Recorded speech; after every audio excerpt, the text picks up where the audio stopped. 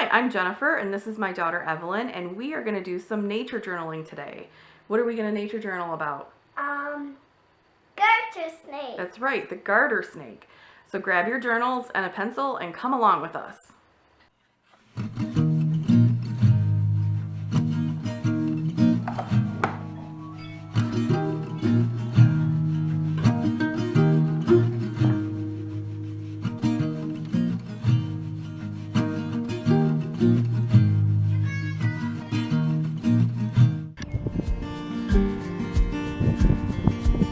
Where?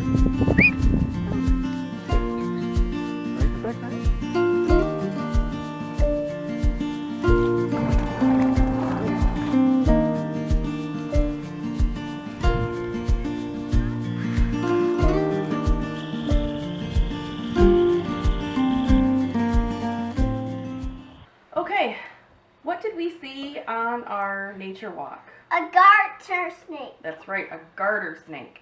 A lot of people want to call them a gardener snake, like someone who gardens, but it's actually a garter snake. And I think the snake that we saw was actually an eastern ribbon snake, which is a type of garter snake. Yeah. Okay, so we looked it up in our book. We have a book of reptiles and amphibians, and we have a book of pond life. And the garter snake was in both of those, so we were able to learn some things about the garter snake. All right, so are you ready to draw one? Yeah. Okay. All right, so let's find the middle of our page right about here, and we're going to draw a wide oval. So right about like that, and that's going to be the head. That's a small. They kind of have small heads, don't they? Okay, and now what shape is the snake's body? It's like a long, Squiggle. like a long tube, right? With a squiggle. That's right. So the challenging part of this drawing is going to be keeping our lines parallel to each other.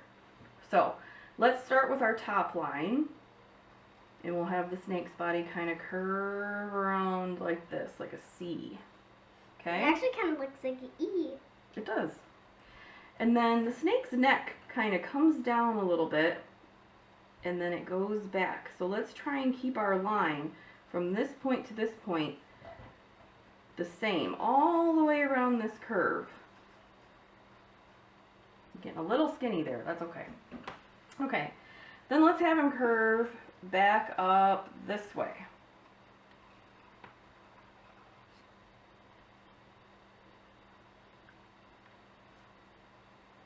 Got it? Nice. And then keep this line parallel. So we're going to kind of have him swooping back and forth. Alright, let's give him a little bit more length here. And then we're going to curve him around. And did you know that snakes have a tail? Yeah. It's skinny, really. Yes. Really skinny. Yep. Hey, I accidentally got it on the table. Well, you can erase it and bring it back up. Okay, and then we're going to do line pretty parallel right here. Parallel means next to each other. The same amount next to each other. The eraser's not taking the pencil off the table. Okay, that's okay. Alright, and when we get to about right there, we can start making our tail a little skinnier. So we can get closer to our upper line. Ta-da! Very nice. Okay. So the snake has... Pattern. It does have a pattern. Let's work on his head first. Let's draw his eye. So his eye Just a little bit. has pretty much a whole circle. You can see almost the whole snake's eye. And then he has a little, we'll put a little highlight right there to make it look watery, like he has damp eyes. Do you know that snakes don't blink? They lick their eyeballs to get them moisture. Isn't that strange? Pretty neat, huh? Alright, and then the snake's nose kind of comes over here like an angle, so you can draw a little S shape right there. It looks like a smiley Nice, face now. yep. It looks like a smiley. And his nostril is right above that line. That's a small nostril. And then the garter snake has a dark top of its head. So we'll start here. Now I really think that the line You're okay. smiley face. Goes to there. And then we can kind of square this off because he has sort of a blunt nose. And then we can give him another line that comes across like that. What is Oliver barking I at? don't know. Our dog is barking at something. And then he has some scales under his chin. Alright, so let's draw the tongue. So if you look at this line right here, that's actually like the snake's mouth. So let's draw his tongue coming out from the middle of there. So it's sort of like a slight S curve. With a triangle. Yeah. With two tiny, And then- tiny little triangles. Another S curve. And it gets a little wider at the end. And then put a little triangle right there, or a V. Very nice. Ooh. Okay. So now we're going to draw some parts of the snake's belly. So his throat comes up right here. And this is the under part of him. And that kind of goes to right here. And then we can't see his belly anymore because we can only see the top of him. And then his belly shows up a little bit right here where this curves back. Because he's turned. Mm-hmm. And then the rest of him is the top. And so if we show that this is his belly, it'll look like he's like three-dimensional. Like upside down. Kind of. Alright, let's draw his first stripe. So this is where we have to be real careful and try to keep the same distance from his back to our stripe.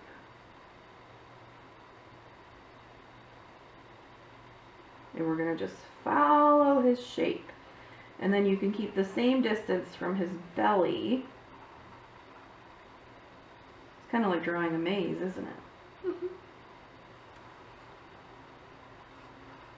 And then it just sort of disappears into there, into the skinny part. Okay, that's really long. Okay, now we draw the second part of the line. And that goes around and follows that first line we did.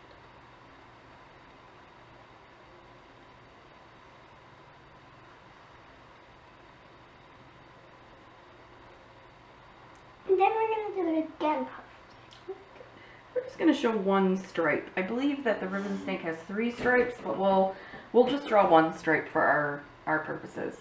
So if your kids are having a hard time keeping these lines parallel, you can just jump right to a yellow marker, or a yellow pencil, whatever they decide to make their stripes with, and they can just color a line. You don't have to outline it with a pencil.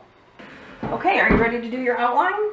Okay, so we're going to do our outline with an ultra fine point marker. Evelyn's using a Sharpie and I'm using the Artist Loft. Yep. And you can outline it with a regular point marker, like a regular Sharpie, but it's going to get difficult because the snake is kind of tiny and it has a lot of details. So, are you ready to mark? Mm-hmm. Okay.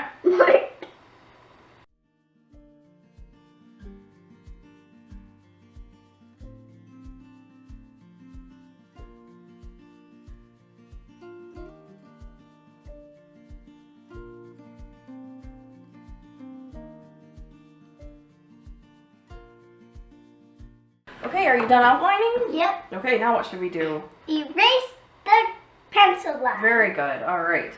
And we are using a white eraser just so that we don't get smear marks. Pink. Yeah, because sometimes like writing pencils have pink erasers, and when you erase big works like this, you'll get pink smears. Yeah.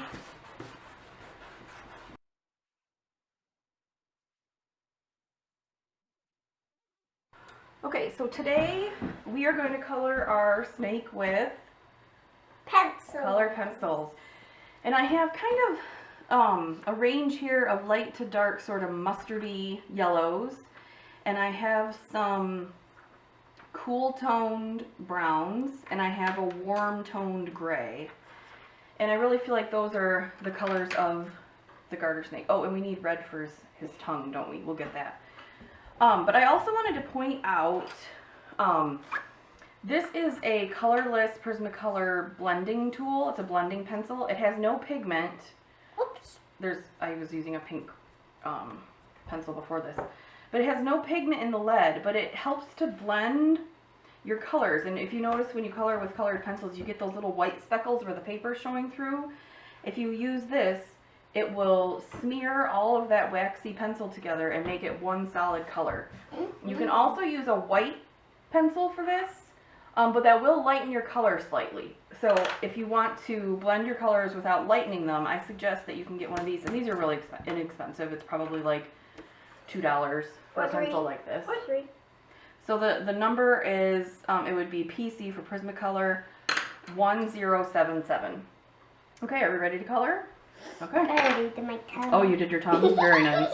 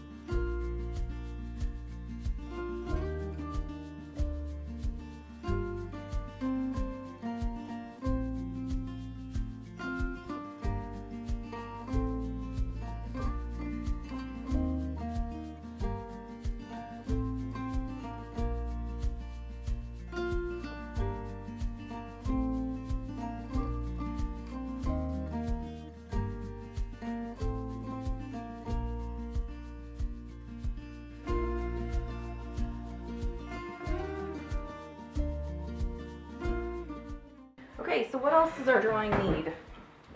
The date and the name. Right. So put it down at the bottom, right? So that when we punch our holes. Mm-hmm.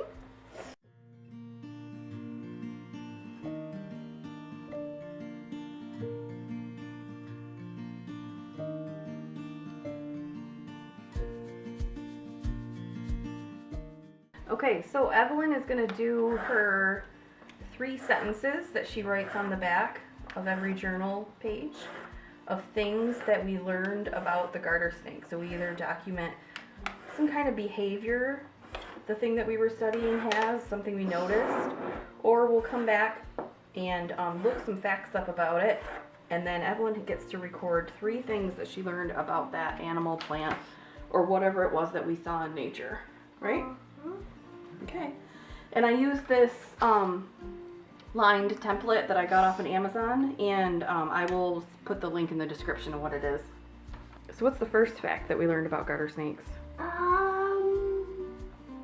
They're similar to a wasp. Mm-hmm. And do they lay eggs? No. No, they have live babies, don't they? Humans. Right. How many babies do they usually have about?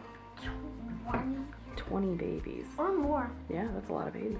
At a time. Right. And what do they eat? Worms? Yep. Insects? Frogs, small animals, and fish. And probably by birds. I don't know. It didn't say that in the book. Okay. So this is what I've done. So Evelyn wrote her sentences, and we are gonna hole punch her picture.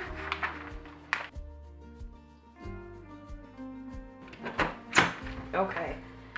And we're keeping all of our drawings in my Evelyn. And her binder right here. I put Evelyn on the front. So thanks for joining us today, Nature Journaling, and we'll see you next time. Bye. Bye-bye.